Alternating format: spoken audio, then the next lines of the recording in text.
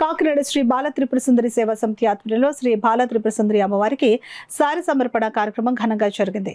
కాకినాడ రామరావుపేట శివాలయం నుండి శ్రీ బాల త్రిపుర సుందరి సేవా సమితి సభ్యులు అమ్మవారి భక్తులు పసుపు కుంకుమ చీర గాజులు పూలు పండ్లు వివిధ రకాల స్వీట్లు ఊరేగింపుగా బయలుదేరారు. కొత్తపేట శ్రీ నూకాలమ్మ తల్లి గుడి వద్ద శ్రీ అన్నపూర్ణ సమేత విశ్వేశ్వర స్వామి ఆలయ కమిటీ చైర్మన్ లక్కోజు లావణ్య సేవా సమితి అధ్యక్షురాలు సరోజ అమ్మవారికి పూజలు చేసి సారును సమర్పించి అక్కడి నుండి కోలాట నృత్యాలతో ఊరేగింపుగా శ్రీ బాల త్రిపుర సుందరి అమ్మవారి ఆలయం చేరుకున్నారు. ఈ సందర్భంగా కమిటీ సభ్యులు మీడియాతో మాట్లాడుతూ లోకం సుభిక్షంగా ఉండాలని ప్రతి ఏటా అమ్మవారికి సారి సమర్పణ కార్యక్రమాన్ని నిర్వహిస్తున్నట్లు వెల్లడించారు.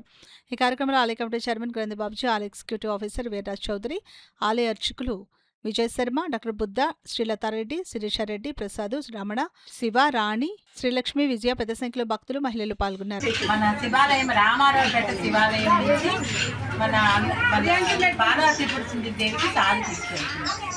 అలాగే ఈ సంవత్సరం కూడా ఇలా సారి ఏర్పాటు చేశారు.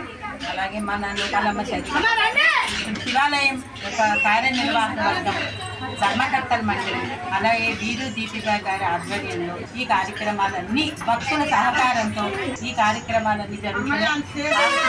అమ్మవారి ఇంకా ఆరోగ్య పాటు మనందరికీ కూడా ఆరోగ్యము, ఐశ్వర్యము, సౌభాగ్యము ఇవ్వాలి. ఇలాంటి కార్యక్రమం ఆవిడలో చేయాలని కోరుకుంటున్నాను.